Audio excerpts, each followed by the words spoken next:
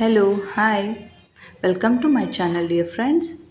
ನಾನಿಲ್ಲಿ ಮದುವೆ ಕಾರ್ಯಕ್ರಮಗಳಲ್ಲಿ ಮಾಡುವಂತಹ ಬದನೆಕಾಯಿ ಪಲ್ಯನ ಹೇಗೆ ಮಾಡ್ಕೊಳ್ಳೋದು ಅಂತ ತೋರಿಸ್ತಾ ಇದ್ದೀನಿ. ಇದು ನಮ್ಮ ಉತ್ತರ ಕರ್ನಾಟಕದ ಸ್ಪೆಷಲ್ ಅಂತಲೇ ಹೇಳ್ಬೋದು.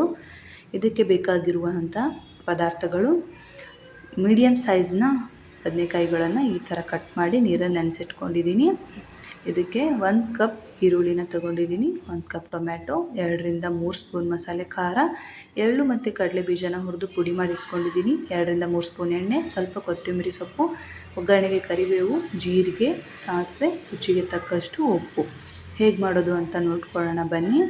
ನಾನಿಲ್ಲಿ ಒಂದು ಬಾಣಲೆನ ಇಟ್ಟಿದ್ದೀನಿ, ಅದಕ್ಕೆ ಎಣ್ಣೆನ ಹಾಕ್ಕೊಳ್ತಾ ಇದ್ದೀನಿ. ಎಣ್ಣೆ ಕಾಯ್ದ ಮೇಲೆ ಜೀರಿಗೆ, ಸಾಸಿವೆ, ಕರಿಬೇವನ್ನು ಹಾಕಿ ಚೆನ್ನಾಗಿ ಚಿಟಪಟ ಅಂತ ಹುರ್ಕೊಳ್ಬೇಕು. ಈಗ ಕಟ್ ಮಾಡಿರುವಂತಹ ಈರುಳ್ಳಿನ ಸೇರಿಸ್ತಾ ಇದ್ದೀನಿ. ಈರುಳ್ಳಿ ಸ್ವಲ್ಪ ಉದ್ದುದ್ದಕ್ಕೆ ಕಟ್ ಮಾಡ್ಕೊಳ್ಳಿ, ತುಂಬ ಚಿಕ್ಕದಾಗಿ ಬೇಡ. ಚೆನ್ನಾಗಿ ಗೋಲ್ಡನ್ ಬ್ರೌನ್ ಬರೋವರೆಗೂ ಹುರ್ಕೊಳ್ಬೇಕು. ನೋಡ್ತಾ ಇರ್ಬೋದು ನೀವು, ಸ್ವಲ್ಪ ಲೈಟಾಗಿ ಕಲರ್ ಚೇಂಜಸ್ ಆದರೂ ಸಾಕು. ಅದಕ್ಕೆ ನಾನು ಇವಾಗ ಕಟ್ ಮಾಡಿರುವಂತಹ ಟೊಮೆಟೊನ ಸೇರಿಸ್ತಾ ಇದ್ದೀನಿ. ಟೊಮೆಟೊ ಮತ್ತು ಈರುಳ್ಳಿ ಎರಡು ಸ್ವಲ್ಪ ಮೀಡಿಯಮ್ ಸೈಜಲ್ಲೇ ಕಟ್ ಮಾಡ್ಕೊಳ್ಳಿ. ಪೂರ್ತಿ ಚಿಕ್ಕದಾಗಿಯೂ ಬೇಡ, ಪೂರ್ತಿ ದಪ್ಪನೂ ಬೇಡ.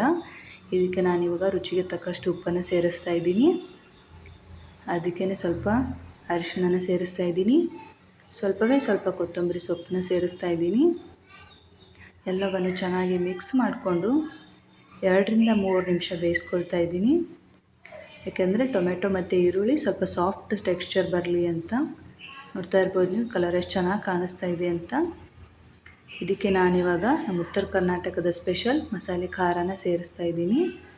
ನಾನು ಹಳೆ ವಿಡಿಯೋದಲ್ಲಿ ಹೇಳಿದ್ದೀನಿ, ನಾವು ಉತ್ತರ ಕರ್ನಾಟಕದವರು ಖಾರನ ಎಲ್ಲ ಡ್ರೈ ಮಸಾಲೆನ ಸೇರಿಸಿ ಮಿಲ್ ಮಾಡಿಸ್ಕೊಂಡು ಬರ್ತೀವಿ. ಇದು ವಿಡಿಯೋ ಬೇಕಾಗಿದ್ದರೆ ಕಮೆಂಟಲ್ಲಿ ಮೆನ್ಷನ್ ಮಾಡಿ, ನಾನೊಂದು ವಿಡಿಯೋ ಮಾಡಿ ಸೇರಿಸ್ತೇನೆ.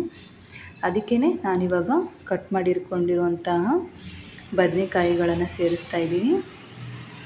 ಬದನೆಕಾಯಿ ಸೇರಿಸಿ ಚೆನ್ನಾಗಿ ಮಿಕ್ಸ್ ಮಾಡ್ತಾಯಿದ್ದೀನಿ. ನಾವು ಆಲ್ಮೋಸ್ಟ್ ಉತ್ತರ ಕರ್ನಾಟಕದವರು ಬದನೆಕಾಯಿ ಪಲ್ಯ ಇಲ್ಲದೆ ಯಾವುದೇ ಫಂಕ್ಷನ್ ಮಾಡೋದಿಲ್ಲ.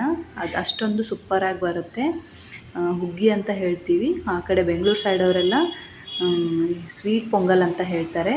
ಅದಕ್ಕೆ ನಾನು ಇದು ಕಾಂಬಿನೇಷನಾಗಿ ಸಖತ್ತಾಗಿರುತ್ತೆ, ಚಪಾತಿ ಜೊತೆನೂ ಚೆನ್ನಾಗಿರುತ್ತೆ. ಇದಕ್ಕೆ ಇವಾಗ ನಾನು ಪುಡಿ ಮಾಡಿಟ್ಕೊಂಡಿರುವಂತಹ ಕಡಲೆ ಬೀಜ ಮತ್ತು ಎಳ್ಳಿನ ಪುಡಿನ ಸೇರಿಸ್ತಾ ಇದ್ದೀನಿ.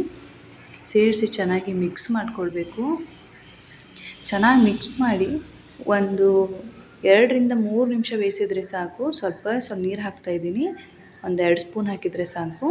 ನೀರನ್ನು ಹಾಕಿ ಮಿಕ್ಸ್ ಮಾಡಿಕೊಂಡು ಅದಕ್ಕೆ ಒಂದು ಲಿಡ್ನ ಕ್ಲೋಸ್ ಮಾಡಿ ಒಂದು 2 ನಿಮಿಷ ಚೆನ್ನಾಗಿ ಮಿಕ್ಸ್ ಮಾಡಿಕೊಂಡು ಒಂದು ಲಿಡ್ನ ಕ್ಲೋಸ್ ಮಾಡಿ 2 ನಿಮಿಷ ಬೇಯಿಸ್ಕೊಂಡು, ನೋಡ್ತಾ ಇರ್ಬೋದು 2 ನಿಮಿಷದಲ್ಲಿ ಪೂರ್ತಿ ಸಾಫ್ಟ್ ಆಗೋದು ಬೇಡ. ಬದನೆಕಾಯಿ ಪೂರ್ತಿ ಸಾಫ್ಟ್ ಆದರೆ ಚೆನ್ನಾಗಿರಲ್ಲ.